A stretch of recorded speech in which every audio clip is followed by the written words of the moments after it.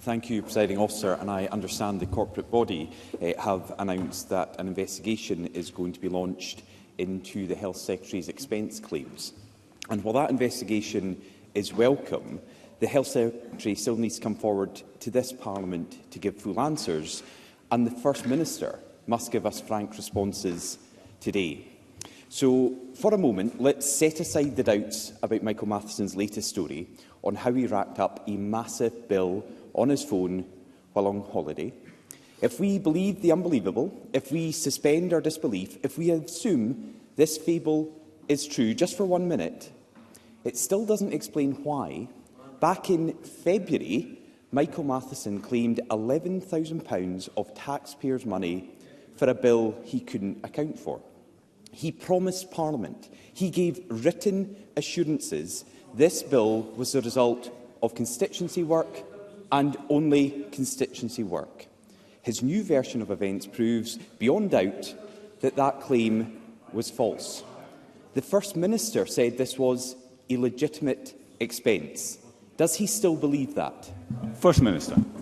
Well, let's remember, of course, the fact that when Michael Matheson discovered, after speaking again to his family, to his teenage boys, after it was told to him the use of the iPad, which Michael Matheson, of course, laid out in full in a personal statement last week, Michael took the immediate decision to pay back the full amount. Michael Matheson has made mistakes in the handling of this issue. That is something that he has admitted to.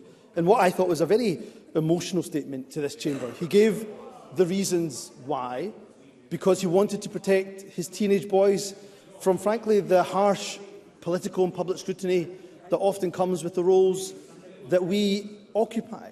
But on discovering from his teenage boys what had happened, he agreed to immediately pay back the full amount. Let me read a quote from an STV interview.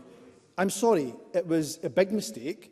It's something that shouldn't have happened, but I am ultimately the only person responsible for that. This was a big mistake by me, for which I'm deeply sorry.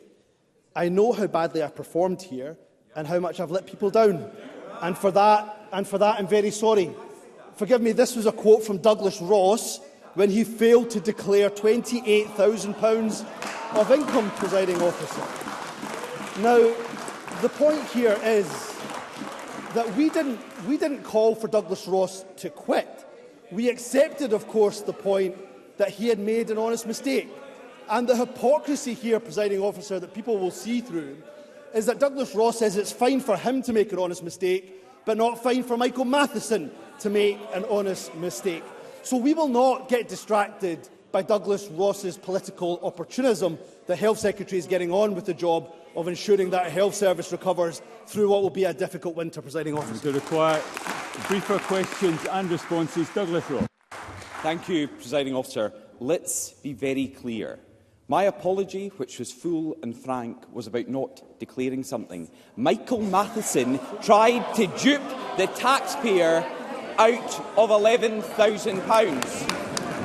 £11,000 he wanted the taxpayer to pay. And isn't that the reason why the First Minister couldn't answer my question? And since he didn't, let's put it there again. The First Minister previously said it was a legitimate expense claim. Does he still believe that? Because Michael Matheson did claim that £11,000 from the taxpayer and promised Parliament it was for constituency work. But his story has changed. Now we're supposed to believe that he didn't understand why he had been billed so much, that he was clueless. Michael Matheson supposedly didn't know anything about it, but he was certain it was the taxpayers' problem and their bill to pay. So, First Minister, if he had no idea what the bill was for, why on earth did he claim taxpayers to pay it? First Minister. First, the motivations for Michael's actions last week, before his personal statement. I'm not sure why I'm being told. First Minister, can I ask you to resume your seat? Mr Ross, Mr Swinney, I would expect better behaviour from both of you. We need to hear the answers from the First Minister. We need to hear the questions as well. First Minister, please resume. Well, they clearly don't want to hear the answers. That is the exact point. You can hear. They really don't want to hear the answers, Presiding Officer. Again, Michael Matheson, in what I would say it was a very emotional personal statement to this chamber, laid out in full detail the handling of the issue in relation to the expenses in relation to his iPad. And he was clear that he should have handled it better. I agree with that. He, of course, on discovery of the fact that his iPad had been used by his teenage boys, agreed immediately to pay back the full amount.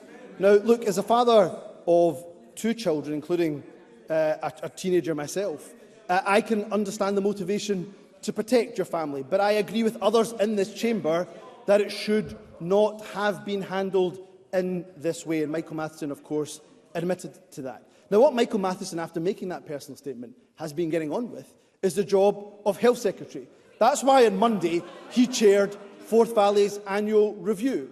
That's why this week he's announced £42 million for an extra 153 doctor training places, the largest expansion on record.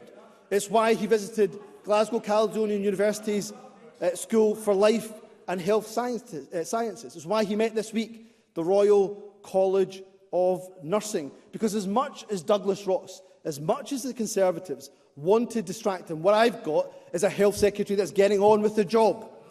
I am going to have to require briefer questions and responses. Douglas Ross. We've got a Health Secretary who claimed £11,000 from the taxpayer and a First Minister who won't simply answer, was that a legitimate claim to make or not? Michael Matheson is taking the public for fools. He supposedly found out on Thursday, 2 weeks ago, what really happened. He apparently learned at that stage that there was personal use of the iPad and other people had incurred the data costs. But the following Monday, Michael Matheson was asked point-blank if there was any personal use of the iPad. He said no. He was asked directly if anyone else had used it. He said no. First Minister, was the Health Secretary telling the truth when he gave those answers? First Minister. Again, I will say for the third time, Michael Matheson accepts and admits and admitted to this chamber that he made mistakes in the handling. And Douglas Ross is shouting to me, why? Michael Matheson once again addressed that because he did what he did to protect his teenage boys. Did he make mistakes? Absolutely. Has he admitted that? Absolutely. Has he agreed to pay back the full amount? Absolutely. And isn't it telling, Presiding Officer, that Douglas Ross wants to talk about the Health Secretary? What he doesn't want to talk about is the savage cuts the UK government have unleashed on the health service through yesterday's autumn statement. Let me read. If you want to listen to those in the health service, Presiding Officer, let's hear from the RCN's chief nurse, Professor Nicola Ranger. She said the autumn statement is short-sighted, that the NHS faces a multi-billion-pound deficit. They don't want to hear from nurses, Presiding Officer. They want to try to distract. They want to try to deflect. They want to try to dodge away from the fact that their autumn statement has led to savage cuts to the health service. Well, we won't let them forget, Presiding Officer. The only person deflecting here is Humza Yousaf, who cannot give honest answers. And if everything to do with Michael Matheson was an honest mistake, why have there been so many dishonest statements about it? And while Michael Matheson's story has unravelled, Humza Yousaf himself has been caught up in it. He was told by Michael Matheson last Tuesday what actually happened and the personal use. But the following day, last Wednesday, Humza Yousaf told the press and the public, and I quote, "For me, the matter is now closed." He continued that Michael Matheson had, and this is a quote from the First Minister, taken the decision given the honest mistake that has been made in relation to the updating of the SIM card. And he stuck to the same story that he knew was false. And this morning, the Deputy First Minister was further embroiled into this scandal.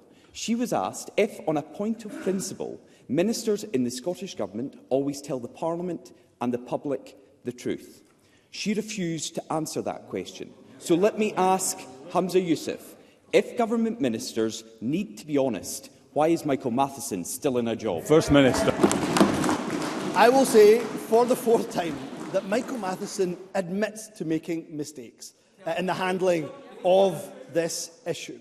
And it is astonishing that Douglas Ross thinks that the party of Boris Johnson, a man that Douglas Ross described as honest, can lecture anybody about standards in public life, Presiding Officer. Isn't it really telling here that we have a corporate body that has said today, just before First Minister's questions, and I will quote directly from them, that in the interest of fairness to all and to avoid prejudicing its investigation, the SPCB will, as of now, not comment on any matters that could be a bearing on this process or provide a running commentary. I think it's right that we let the SPCB get on with the job that it's got to do, and Michael Matheson will get on with the job of ensuring he supports the health service through what will be a difficult winter, Presiding Officer. Question 2 unassigned.